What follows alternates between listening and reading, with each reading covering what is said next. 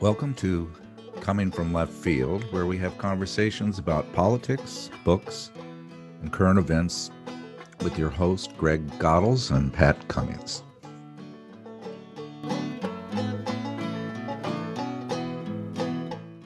Is our entire educational system based on an illusion that we can dramatically change the distribution of academic outcomes? Is it a lie that we believe every student will do well? Are some students just more academically inclined than others? Do our universities perpetuate social injustice by promoting a cult of smart? Let's discuss. Hello, warm greetings, everyone. We're here with Greg and Dr. deBoer, who I am excited about chatting with. I'll call you Freddie. You're a writer and PhD, academician, work at a university, and you're a prolific essayist and blogger, working with New York Times, Harper's, LA Times, Politico, Jacobin. And I just think you're an original thinker. And when I read your book, which is The Cult of Smart, I passed it on to Greg and said, you know, we gotta get this guy on. I really like this fellow, and I'm glad you decided to come with us. That's great. Yeah, I'm happy to be here. Thank you. Good.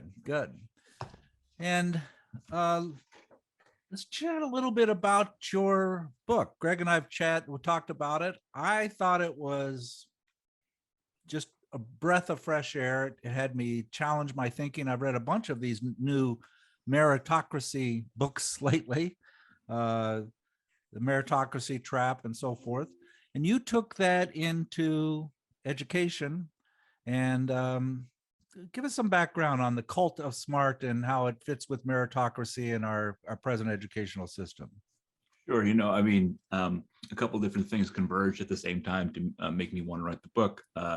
For one, I spent 10 years teaching freshman college students freshman writing, and some other things. I taught all people from all different levels, but the freshmen were always the ones that made the biggest impression on me because they come to you sort of unmolded. And they also made a big impression on me because even at good schools, a very large percentage of them will never graduate. There is a tremendous number of American college students who never make it past the first year. And I was seeing firsthand a lot of these people who would come into the system and they were not equipped to be there. And many of them didn't want to be there. And they would sort of get ground up. And some of them would sort of get it together enough to get minimally passing grades and move on. And many of them would drop out. And the problem was that I saw what a waste this was for them, but taking on student loan debt and buying an education they couldn't afford and that they then couldn't finish. But I also saw, the stress it was putting on the system, that the college system was suffering from a lot of students who should never have been there in the first place. This was true at the University of Rhode Island. This is true at Purdue University. This is true at Brooklyn College. And none of these are schools that lack for brilliant students as well, but they were all public universities that many people were going to because that was the local public university where they wanted to get their degree. And the schools were straining under the effort to remediate these students who probably should not have been there in the first place. The trouble was, and what they would say to me is, where else do I go if not school? I had a student at URI, in the University of Rhode Island, and he was one of these students who just clearly did not want to be there. And to me, I was always a little bit baffled by why you would spend tens of thousands of dollars to go to an institution when you didn't want to be there. And I had to have one of these come to Jesus talks with him and try to say, like, hey, what's going on? Why are you here if you don't want to be here so bad? And he said, his father was a fisherman in Rhode Island, and Rhode Island's fishing industry is just in perpetual decline, right? And there simply was not another set of outs for him, right? There wasn't a clear path to a stable middle class income for him without a college degree. And that was not true of people of his father's age. His father was able to own a home, own a car, put a couple kids into college without having a college degree. And so I saw all these people getting forced into the funnel of the college system who shouldn't be there. And I said, something is badly broken here. You mentioned the fact that there is a pretty big mini genre of people attacking meritocracy. And I think that one place where I tend to disagree with many of them is they will often attack meritocracy from the standpoint of questioning whether merit exists. In other words, they'll say, oh, if you look at it, everyone actually has the same merit and everyone has the same ability. And I think that that is not true. I think that different people have very profoundly different levels of skills in various different things, and the market assigns different values to those skills. And we can't just wave that away just because it would be convenient for us. But also pretending that everyone has the same level of skills ultimately is an act of cruelty, because then all the pressure falls down on the individual, right? If we say that everyone has the same set of skills, has the same potential, then we're essentially telling those kids who get into college and fail out, well, it's your own fault, right? I mean, if you have the same potential as anybody else and you failed and they succeed, it must be because you didn't do a good enough job. And so the book really was emerged from this profound sense that something had gone badly wrong, that everyone should go to college mantra, which, as I mentioned in the book, every president since at least Ronald Reagan has said publicly that college is the solution to our economic woes. That this mantra had caused great damage to the country, and that people are not thinking clearly about solutions to that problem. So your book, I'll tell you why I liked your book so much, because I spent my life as an a director of research and evaluation in a large school, and I sat through all of the meetings from the nation at risk until where we are right now, influence of Gates and education. And what you say is so correct, and I believe in common sense. But if you said it in any one of my middle management bureaucratic meetings, there'd be a gasp. Mm-hmm. And one of the tenets that you say is that not all students have equal ability, and yet mm-hmm. our political policy is built on this myth that every child will succeed, every child will graduate, that the more people we send to college and learn STEM will drive our economy. All these things are wrong. And yet that's the foundation of our belief system in public education today. Is that, tell me, am I correct? Yeah, I mean, and I've been aghast in the same way as you have been in the past when I was first formulating these ideas. So I tell a story in the book, which is a story I like because I just think it's illustrative, which is that I was at some sort of a cookout when I was a PhD student, and there was students from a bunch of different disciplines there. There was a family, I didn't know the student, but he was, I think, in math or engineering or something like that. He was a PhD student as well. He was from China, and he had his wife and a couple kids there. And the wife was sort of doting on her older son, and she was saying, he's so smart. He is top of his class. He's in a robotics club, that sort of thing that parents always do. And then their younger son runs by, and he's sort of making funny noises with his mouth and being goofy. And she says, he is maybe not so smart. And I felt myself sort of cringe. I saw other Americans around sort of, cringe, because you don't say that your child is maybe not so smart. But when I thought about it later that night, I thought to myself, if she had said, he doesn't have an ear for music, I would have noticed. If she had said he'll never be a great visual artist, I wouldn't have cared. If she said he's not a good athlete, I wouldn't have cared. It wouldn't have occurred to me that those would be especially damning statements. But with smart and with smart alone, it becomes a totalizing sense of your overall value as a human being. And I don't want to have that kind of assumption within me that that's true, because that doesn't reflect my values. I want to see human beings for the fullness of their humanity. And there's all sorts of things that human beings can do and be that are not connected to what we traditionally consider intelligence, that are still valuable, right? Being compassionate, being inventive, being open-minded, being slow to anger, being wise, being curious, etc. These things all matter. And so the titular cult of smart is just this assumption. I mean, it's a lot of things, but one of the things is it's just this baked in assumption in our system and in our culture that smart is the one thing that is a totalizing thing about you. And part of the reason why people are so loath to ever admit that different people have different levels of academic ability is because it seems to be damning people. And so what I want to do is not pretend that we can make everybody equal in the classroom, because we can't, but rather to ask, why are we working from that assumption in the first place?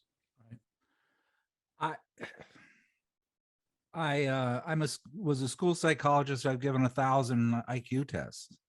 And when Charles Murray came out with his bell-shaped curve, I just refused to read it because I just thought it was obviously eugenics and racist and so forth.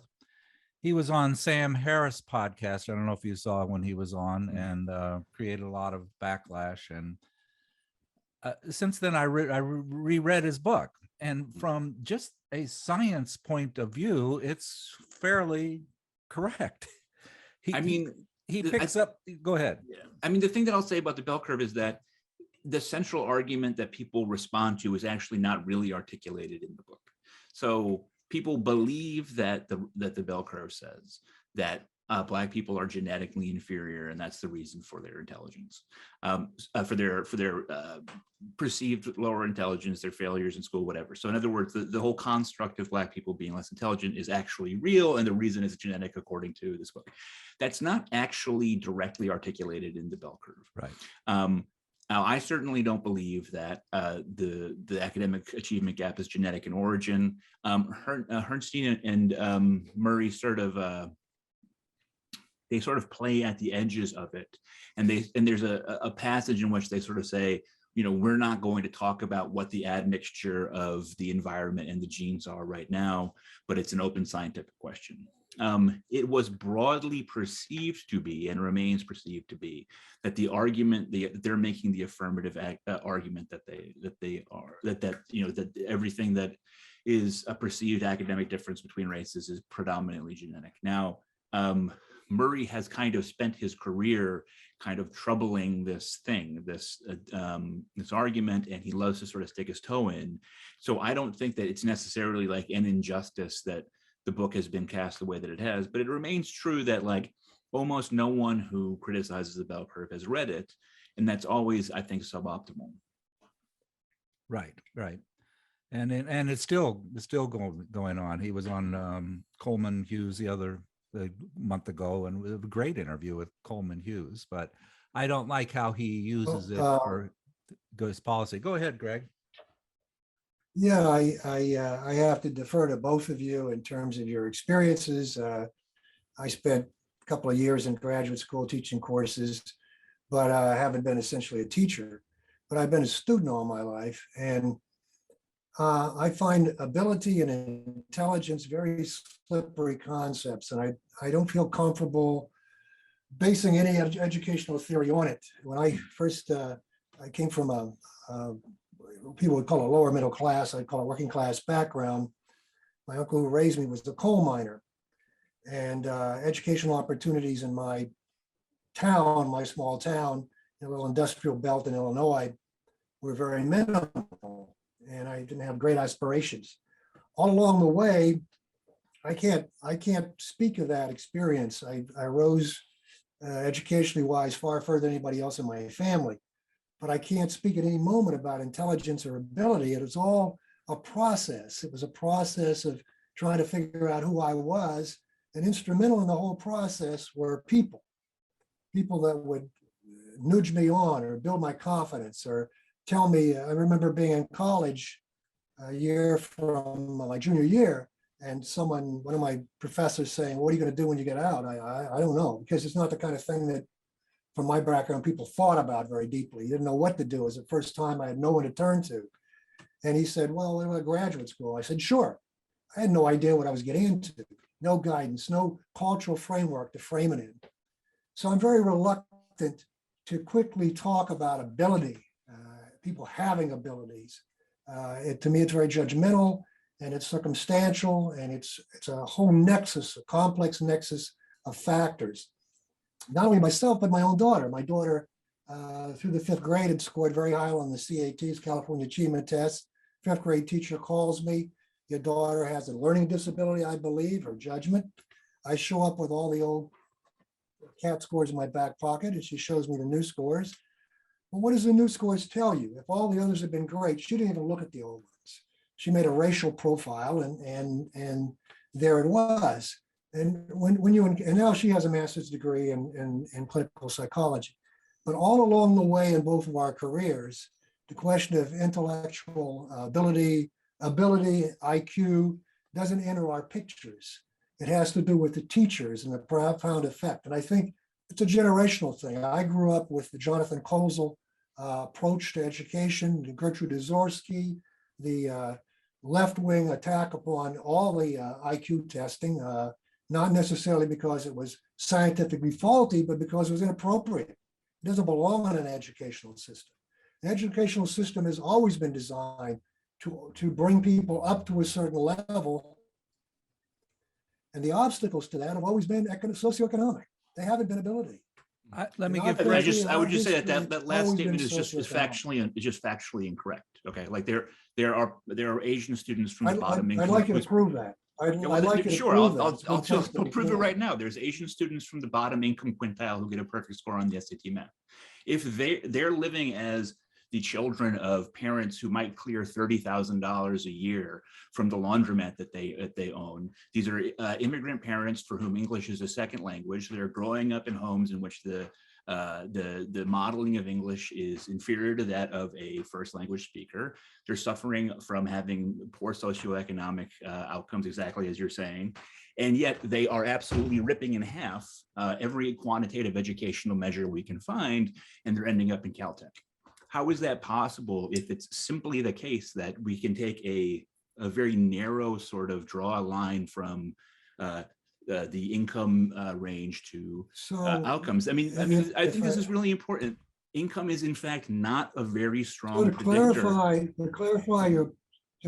To make your point, I trust it's not just anecdotal. I mean, I've known people also from what I would call petty bourgeois or entrepreneurial backgrounds who struggle against monopoly capitalism and bring their kids forward. They come from a culture in which these values are instilled in other ways. They come from a level of deprivation that the cultural values they have when they come here, the socioeconomic values are actually a plus for them. They actually are a boost for them to come to this country from their backgrounds. This are my anecdotes. And so I don't see that as a credible answer to the question of why historically in America, working class people, black and white, black people in a lower economic echelon, clearly, have struggled with school. We go back to the 60s when people like Kozol were looking at the disparity in educational opportunity in a ghetto school as opposed to a suburban school. And those demonstrations, I would think, demonstrate that there is a socioeconomic factor, at least grant that there's a factor. You don't think it's perhaps decisive, but there certainly is a factor. Okay, so here's this is a perfect example of what's called a Mott and Bailey argument. Okay, a Mott and Bailey is where you advance a extreme claim, okay, one that generates a lot of emotional heat, and when challenged on it, you retreat to the Bailey, which is a much less extreme claim. Of course, socioeconomic status is a factor in which we can put into a regression equation and find out its influence on people's quantitative outcomes. The question is it the only factor, which is something that is claimed over and over again in our culture? And the answer is it's not. I'm not claiming that, just to be clear, so we don't go down this path too far. Okay, but I'm not claiming that. That wasn't in any claim I made. The claim I'm making is really a straightforward one. I do want to first of all clarify. I'm not a race science, pseudo-scientific racism person. I don't think that the racial achievement gap is genetic in origin. I do think that is environmental. What I'm interested in is the path of individuals through the schooling system and its relationship to their individual genetic endowment. And let's take parents' income, socioeconomic standing, however you want to call it. Let's broaden out even further. Let's just say the environment, okay? The totality of the environment in which a child lives dramatically underdescribes the data. Socioeconomic. Okay, Let's fine, look at fine. Then let's take with Those are the socioeconomics. absolute Socioeconomics educational- dramatically underdescribes the data. If what you were saying is true, every student whose parents were at the same income band would have the exact same performance in school, and that's not even close to true. Parents' income is in When you fact a broaden it out, fairly do- weak do- predictor of quantitative academic metrics. And this is, people have decided that it is sort of politically convenient to pretend that income is a stronger predictor than it is. Again, there in any given income band, no matter how tightly you want to define that, whether you want to do quartiles, quantiles, deciles, whatever, there are students who do as best as anyone possibly can in school and as worse as anyone can in school. There are kids in the top income quintile who get terrible SAT scores, and there are kids in the bottom who get great SAT scores. I don't think you or I or Pat believe in that kind of strict, hardcore determinism. Okay. So we can put that off the table and not argue that. That's Okay. really not worth arguing over because it's a straw man for other people that do believe that. Okay. I don't believe that, and you don't believe that. Certainly, I don't believe that genetic factors are not relevant at all. Okay. My point is, let me approach it from a different point of view because I'd be curious what you think about it. I think you might even agree with this. Mhm. That in fact, education has been the cutting edge for liberals to impose all this socioeconomic issues that America faces and push it into the educational system, force it on kids, and not force it on the adults that live in the suburbs that don't want Black people coming in or working class people coming in. So they've really used education because they're too chicken shit, frankly, to attack the other issues that America faces: economic inequality, the inequality of housing, the segregation, the ghettoization of people, on and on. But they focus on education because they don't have the guts to take on these issues another way. And back when the Supreme Court would not allow busing to go from Detroit into the suburbs, and they denied that, the experiment was killed. So if I'm right that socioeconomic factors are a major factor, particularly on the racial questions, that was the obstacle for us to see if that would work or not. I think too many people have moved beyond it or looking, and I admire the fact that people are looking for solutions. Don't get me wrong, solutions are what we need, but education historically has been an opportunity to bring people to a certain level. It was not a competitive thing in any rational society to pick out the finest, as you say, the meritocracy. On that, I agree. It's been screwed up by pushing it in that direction. When I went to high school, 96 people, small town in middle America, the idea was to get everybody up to that level. Some will go to college, some won't. That's all been twisted. But the mechanism that twisted it really has been the fact that you can take student loans out. It was unheard of in my time. People didn't take student loans out. They either got scholarships or they didn't. So the sorting process was. Let me jump in here and provide some background. When we were doing this podcast earlier, I chatted with Greg and we disagreed about your book. I really liked your book, and he had. Greg has married a African-American woman and has two, I would say, Black children. I don't know how you would describe it, but I think if you were looking in society. So when you're talking and when I'm talking about some of the statistical correctness that certain groups are coming into school systems with remarkably poorer foundations, and you could go right from birth weight to lead to this to families to whatever. Mm-hmm.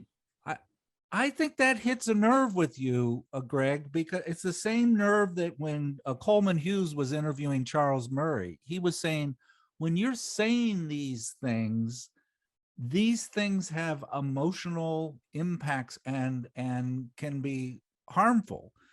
And what I say is the fact that we don't say these things means that we can't resolve those other issues. You have to know that a teacher teaching on the hilltop in Tacoma with 90% free and reduced lunch and 80% of the families are single parents, that that those and then you take an educational policy like No Child Behind, that everybody's going to graduate, everybody's going to go to college, everybody thinks going to be fine.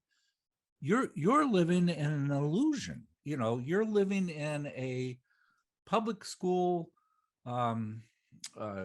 creed that isn't related to the reality of what's really occurring. I don't know. What are some Well, really, what do you think about that? Realism, I don't want to dominate. I'm interested in what Freddie has to say, but So, realism is the backdrop for all of our social problems in America. We have to be pragmatic and realistic.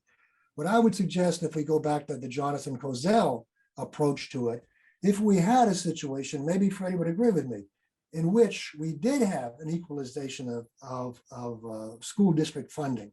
The teachers were not all looking to go to the suburban schools rather than the inner city schools. If people were looking to put the foundation together for an equitable system, you know, in the socialist countries, we won't talk about which they are, but even the Soviet, we'll take the Soviet Union. Take Cuba, for example. It used to annoy me that they wear uniforms, but the uniforms were the great equalizer. They removed the socioeconomic factors that existed before the revolution. They put everyone on the same footing. They don't have private schools. They don't have charter schools. I think Freddie agrees with me, charter schools are ugly and bad. I think you do too, Pat. But if you have that kind of equality, then let the genetic factor play out. Yeah, do the sorting then. Then do the sorting. Then sort people out according to whether they can really cut it or not at different levels. Maybe it'll save society money and so forth. But until that happens, I'm just really skeptical that we begin that sorting process with all these socioeconomic factors that are going to taint, like my daughter's fifth grade teacher, her outlook on the world. And that's not emotional. That was real. To get through that period and get her back on track didn't happen until college level. Those are real stories. They're real factors. They're not emotional. I'm going to try to dispense with the complication of race that's creeping in here by making an analogy, right? And I think that it's important. My claim is that racial differences are in fact environmental, perceived racial differences are in fact environmental in origin, but that individual differences, right? So not just a Black student and a white student, but two Black students, right, who live in profoundly similar circumstances, who are in very similar homes, who go to the exact same school and have the exact same teachers, and yet one of them is valedictorian and one of them drops out, right? Perfectly common occurrence. I want to make this analogy to sort of sort this out, this issue with race. Imagine that there's a tribe, right? It is a indigenous tribe that's living, let's say, in Brazilian rainforests, and half the tribe decides we want to go into Rio de Janeiro and become, you know, live modern life, and the other half decides no, we want to stay and live the indigenous lifestyle. So half go into the big city and half stay in their traditional environment. Now, they are now at this point, it's so soon that they are genetically just about identical. There's no consistent or standardized genetic difference between the two of them, okay? One of them stays in a traditional hunter-gatherer sort of lifestyle, which is associated with low levels of obesity, right? There simply were not a lot of people in indigenous tribes who suffer from obesity. Obesity is a product of modern diets, the environment, in other words. These two tribes split up in a very short order. You're going to see that the people who go into the big city and live the modern lifestyle and have the modern diet are going to become fatter on average than the people who are left behind on average, right? That's a difference between two groups that is powerful and is purely environmental, right? It's not a genetic difference. However, within each group, there will be thinner and thicker people, thinner and fatter people, right? Within each group, there will be people who vary in terms of how thin or how fat they are. And that has a genetic component, okay? In other words, simply because the perceived group difference is environmental does not mean that there is no variation between individuals within the groups. And correspondingly, simply because there is genetic variation between individuals does not mean that the big group difference is in fact genetic in origin, okay? Now, at some point, You have to ask, who is being served with a blank slate mindset that insists that every student can come in and succeed the same? It's made in the name of equity and social justice, this argument. But what it ends up with is what we have right now in the United States, right? For the assumption that the problem in education is socioeconomic has been the dominant assumption in American education for at least 40 years. It hasn't resulted in a great deal of social justice in the classroom.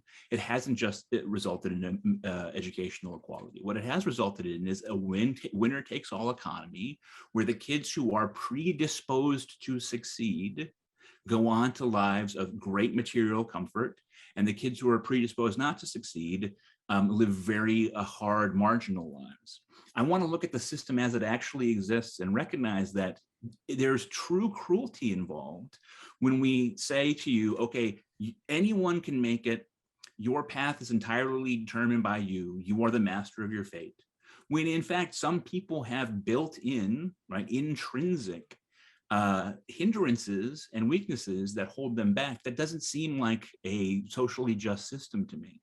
What I want is to recognize the equal value and dignity of people who aren't as good at school. And I want to establish a system where they are taken care of, because right now we have this brutal kind of capitalist hellscape where if you can't prove that you're valuable to the machine, right, then the consequences are, hey, maybe you're going to end up being like a low-wage retail worker whose boss exploits you, who doesn't have health insurance, who can't afford to take a day off when you're sick. I don't want that outcome for people. But we have to start with the acknowledgement that different people have very different underlying abilities. Everybody has something to contribute. Every human being has things about them that they can use to contribute to society, but not everybody is equally good at school. And what I meant to say is, I agree with you 100%, and you cannot say what you just said in schools. You know, you can't come into a faculty room and say, let's realize that there's going to be varying abilities in kids, and we need to be compassionate, and it's this: every kid will succeed. Every kid needs to graduate. Every kid needs to pass algebra. Every kid needs to go to college. Every kid, and it's this illusion and harm that's created by not dealing with what you just said, Freddie, that there are variations. And when you try to talk about it, and I've tried to talk about it with dear friends, I have never had this conversation with my siblings or my friends without it becoming contentious. and Well, Pat, but let's make it not so contentious. But my question is, and this is hypothetical. You've been in this situation, I haven't. So you go in a room with other teachers and you talk about there are different abilities. I'm not denying that. I mean, you know, if you spend a day with 20 students, as I have briefly in my career with college students, you recognize there are people that are different levels and different abilities and different interests and a whole host of just differences, diversity. And you're telling me that your colleagues deny that? And if they do you ask them how they can deny it? And what do they think accounts for the differences in grades? What does account for the differences in grades? If not, I mean, don't they search for an answer? Well, no, I'm not talking about me and Freddie. It's the whole profession. Don't they say, why do we have these differences, this diversity? Well, go ahead, Hedge. I'm more interested in what you have to say than me. Go ahead. I'm coming at this from a college perspective, and I have taught in K-12 schools a little bit, but you know, the conversation just doesn't start in college, right? Because if you begin to have it, then you're told that, you know, the concept of academic excellence is a white heteronormative patriarchal construct that's being enforced on the people whom we must liberate, blah, blah, blah. In other words, like they're operating from a, you know, I mean, one of the things that people who work in colleges are very good at is like, they're really good at compartmentalizing. Okay, I have this radical critique of American society and everything that's wrong with it, but also I draw a paycheck because I am a lever in the great grinding machine of American meritocracy, right? Like they are these super critical of the whole idea of meritocracy. They think the idea is ridiculous on its face, but also they give grades to kids who then go on to very varying levels of material security based on the outcome of their college career, right? So it's like in the context in which I've operated, it's just never even been, you can't even get close to the conversation.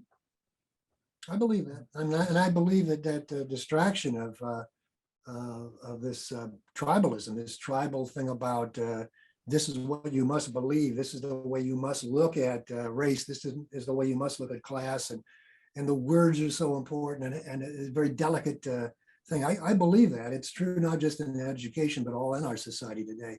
So that's an obstacle, and certainly is a cause for pessimism. But again, I just think that education ought to be we ought to ask the question of how we got here, because when I was growing up, education could be for some and a real opportunity. It was for me. And at that particular time, America, corporate America, capitalist America, had an interest in manufacturing. So you wanted to get people in my small town, they all worked at General Motors. They all had to get to a level, coal mines were dying out, they're proficient to do that. No one cares about that anymore. The powers that be don't care about that. They care about STEM. So there's no real study of philosophy or any of, for me to have an opportunity to study philosophy coming from where I did, but that's all changed. And, I asked both of you, how did we get here? How do we get from when there let me take at a certain level to this hyper competitive thing where there's only winners and losers? Well, there's two things, but before I do that, I want to respond. I spent a lot of time at Gates. I've worked on a lot of Gates grants. I've had meetings there, and there's this illusion there that we just have all of these metrics you can put in a data display and improve things by test scores and graduation rates and attendance rates and lack of discipline. When you really look at the factors that are affected by a teacher in a school, depending upon what study you look at, it's 13 to 20% of the influence of all of those metrics come from that classroom. You can't walk into a school as a principal and saying, listen, primarily you're not going to be the effect of whether or not these kids are going to achieve or not. But that's just the opposite of what do we say. There's nothing more important than just to, and then it gets couched in this kind of educational wokeness of equity and this and that. And it doesn't, that's what I think your book kind of captured in a way, that there's so many other things that are involved in education, and we get stuck on these things that end up beating up teachers and beating up, I don't know. Am I crazy? No, so Greg mentioned the STEM obsession, right? And I think this is a good example of how this sort of thinking that like we have to insist that everyone can do everything can hurt people. People will say, oh, just learn to code. Right? Oh, you're poor, learn to code. Just learn to code, right? You would not say to someone, oh, you're poor, just go become an NBA shooting guard, right? Like you would not say to someone, oh, you're poor, why don't you become a Gold Glove shortstop for the New York Mets, right? That's not something that you would say to someone, because there would be an underlying understanding that not everyone can do that, right? I will say here before the world and God, I would never have been able to be a computer scientist. Okay, I consider myself a fairly smart person. I try hard when I'm doing things academically. When I was in grad school, I was starting to do some sort of like textual analysis stuff as part of my empirical work. And so I got into learning Python, and I was a disaster at it. I eventually would be able to sort of, put together how I wanted to do small chunks of things, but it took me so much time that someone who was talented at that would be able to do it in a quarter of the time. And so no one would hire me to do that, right? And that's a limit to my ability, right? That is something that I have to recognize in myself. My brain doesn't happen to work that way. Luckily, I think I have other things I can contribute to our society. The trouble right now is that the system, the socioeconomic system, is very particular and narrow in what it recognizes as value, right? So Greg mentioned like the demise of like philosophy and the humanities. Those are things that manners of thinking that have proven to be very useful to society writ large over a long period of time. And yet we have decided that they are to be denigrated now because they're not associated with necessarily making the most money in the most straightforward sense.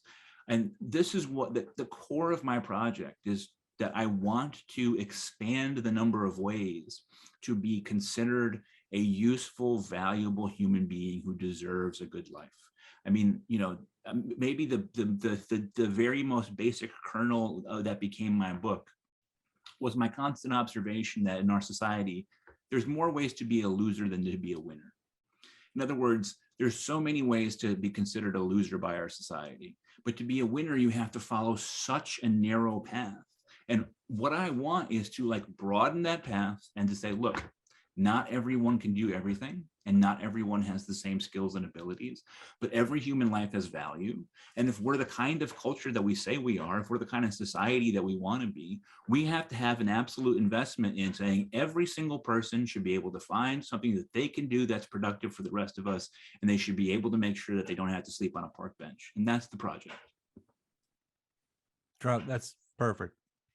But then, and that is what again, if you're a principal and you're starting off and you're saying we're having a wonderful class and we have the Common Core and every single kid is going to master every single one of these subsets of the Common Core, that's a lie. That, you know, you would never stand up and say that some kids just aren't going to get some things, and that's okay. And that's what those two messages, I think, are what we can say and what we can't say, and one's true and one's not.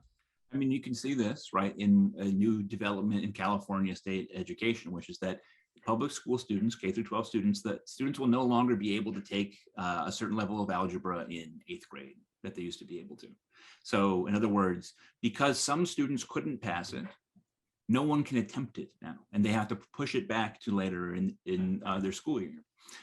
That's a profoundly weird way to achieve equality to me, right? What we could do instead and say, hey, look, some kids are good at algebra and some aren't. I'm not, okay? I am a disaster at algebra. I have a kind of a head for statistics if I look at it the right way, because I do a lot of work, but I'll never be a naturally good numbers person. And I still think that I have value as a human. And the students who can't pass algebra in 8th grade, let them take it a year later in high school, let them push it down the road a little bit, and let the kids who can do it now in order to pick up that skill. But there's this sense that like, if our indicators of who is pulling ahead show that some kids are being left behind, we have to stop checking the indicators, right? Rather than saying, how do we broaden our view of what it means to be an educated person? I'm going to change the subject. Freddie, you are just a marvelous blogger. I've subscribed to your Substack. You're my second favorite blogger. Of course, Greg is with his blog, CZ blog. He's my favorite blogger. But 3 weeks ago, you wrote a blog that was, why the fuck do you trust Harvard? College admissions does, and will always serve only the institutions and their incredible greed. And what did the Wall Street report yesterday about the elite colleges?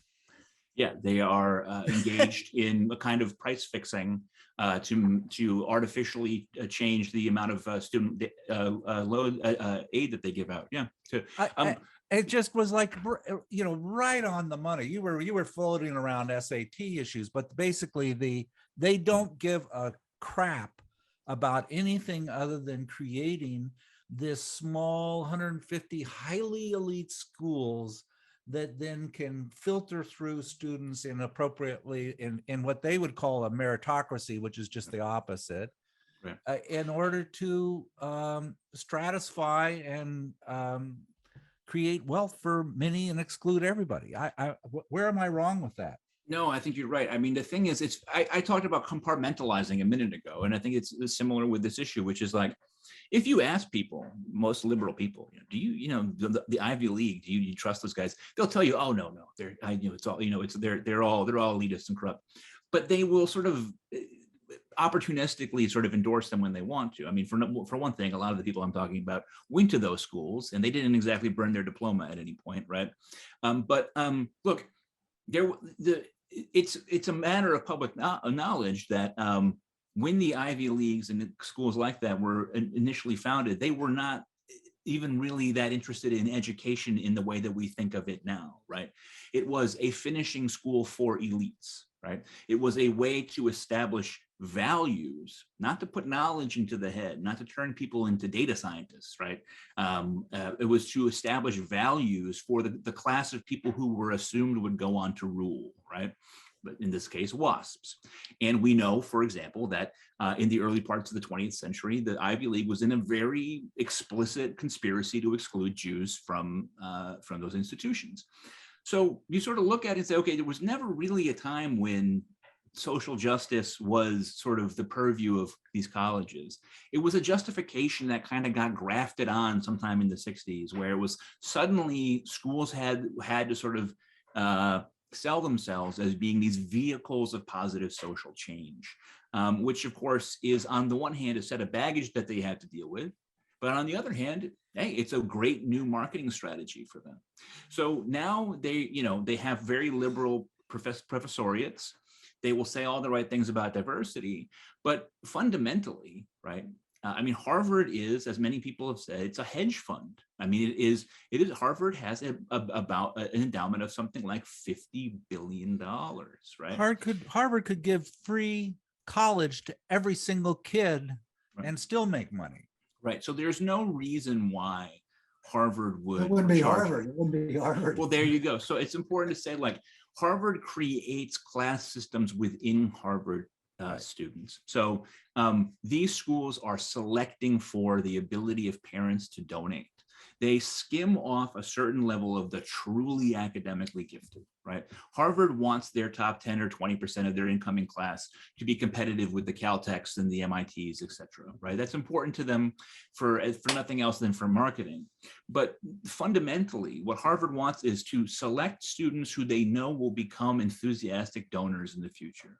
The easiest way to select a student who's going to be able to donate in the future is if their parents can donate now, right?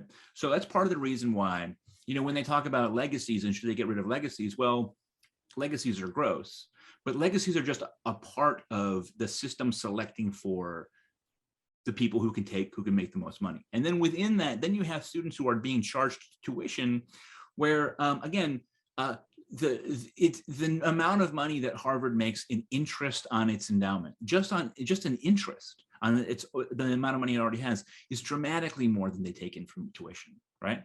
So why do they do it? Well, it's a form of establishing a certain level of pecking order and of making sure that the students who are in the system understand, their relationship with the college.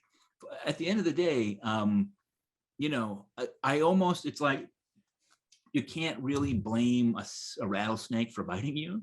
And it's the same thing with Harvard and these institutions. They've always been in the business of raising money, right? Generating a giant heap of untaxed dollars, and of creating an elite. And so I have tremendous criticism for them, but I almost am not mad at them, because it's just like, they're just doing what Harvard does, right? Like, This is just it's just now it's a little bit more out in the open. You're in the desert, it's hot. Don't you think the fraternity and sorority system in our lesser schools, like the ones that we attended, I know you went to Purdue, I went to the University of Illinois. Illinois had an incredible fraternity system and sorority system, and they didn't have the prestige of Harvard, but they took a public school like the University of Illinois, and they found within it a way to make a merit system. So the fraternity brothers and sisters, sorority sisters, could all look after each other as through life's pitfalls. So I mean, it's a kind of like a small time version of that Harvard meritocracy. Yeah. I mean, well, I'm glad you brought that up. I mean, I think deeply connected to this, the Greek system, the fraternity and sorority system, is the perception of partying at college has actually become super important for their business model, right? So schools like University of Illinois, like Purdue, they do not have giant endowments. state funding has been slashed for a long time. So they're very tuition and enrollment dependent. And it's become more and more clear that we're graduating tons and tons of people who have immense debts that they can't pay back. In order to sort of keep that flowing, you really have to make the kids feel like, I have to go away to college, to a real college. Mm-hmm. And the best way you do that is you create a culture where in every movie you've ever seen on college is the time of your life. You're having parties, you're flirting with other single people, you are enjoying the prime years of your life on campus going crazy. And that has become they'll never advertise it themselves, but when US News and World Reports declares a campus like the biggest party campus in the country, I guarantee you the admissions department and the financial people are they're just dancing in the halls, right, because it's so good for them to capture that sense of, we need to give them a reason to want to take on, 60 grand in student loan debt to go here. Right. And that's why how our broken educational system perpetuates social injustice. These systems end up creating problems, stratifying our society in a way of the people on Long Island, the hedge fund fellows and everyone else. And there's just great mendacity there. And I love the way you were able to point that out very, very clearly, very well. So thanks. I appreciate that. Yeah. Freddie, I think you're just a wonderful person. Getting to know you in the last month after reading your book, I also read your complete dissertation, believe it or not. I don't know what that makes me, but I thoroughly enjoyed it because the way you talked about the history of all of the policy changes that kind of drifted us to where we are right now. And that's very clear. And then the reality that we've got a system in the higher elite schools it's unjust and it's problematic and it's serving a small population of people, and that's written as a good Marxist. Well, I'm glad that I think 2 out of 3 of us in this conversation are good Marxists. I'm glad that my dissertation is creating some positive value in the world. If you enjoyed it, that's enough for me. Well, I have two thoughts about your dissertation. I'll do the second one first. The second one was it was ballsy. You were taking on the people in Purdue. You were taking on the administration. Them not responding to you, not talking to you. There was a certain point in time that I think you just said, I'm just going to go all in on this and tell the truth and let God sort it out. And it had a nice edge to it. It had some insight that I thought was refreshing in an educational paper. And the second thing is you dedicated this to your parents. And tell me about your parents. Sure. My father was a theater professor. My mother was a nurse. They both came from good lefty stock, although from different kind of sort of orientations. My paternal grandfather, my father's father, was a radical professor at the University of Illinois, first at UIC and then at Urbana-Champaign. John James deBoer, he was actually targeted by what were called the Broyles bills, which are these sort of McCarthyite bills that, and they tried to get rid of subversive academics. And in fact, his name was literally in the bill. So, you could tell what a big target he was. And my maternal grandmother was a civil rights and civil liberties activist herself. She won a Lifetime Achievement Award from the Illinois ACLU. And my mother's father was worked for the Postal Service for a while. And, they were just sort of good union liberal Democrats, FDR Democrats. Unfortunately, I lost them both when I was young. My mother died of brain cancer when I was 7, and my father of liver cancer when I was 15. But they were the ones who inspired me to go on a academic journey, and so I had to shout them out in the book. Yeah, well, that was great. Yeah. That's good. Thank you so much, Freddie. I Yeah, just a word. I really enjoyed this, probably more than most of our other podcasts, because I think when people care, when they care profoundly, when they really issue goes to their heart, you have this kind of intensity, and it's missing in some of our other podcasts, unfortunately. So I mean, I think the fact that we all care so much about this issue brings forth a lot of passion, and I think that's a good thing. Oh, I love to mix it up. So you know, I'm very happy to do so anytime. That's a mark of how much we all care about this. Agree. Good. Freddie, everybody that comes on our podcast, we give them a little FE, Farmers Equipment Union button from 1945. That is the first communist union in the Midwest, all around Chicago area. And that's Nice. that's the only bling you get, but that's something you can put on your chest and have spark conversation at cocktail parties or whatever you do for fun in Brooklyn. Sounds great. Good. Thank you, Freddie. I really appreciate it. All right. I'll talk to you guys later. All right. Thanks. Bye-bye. Bye.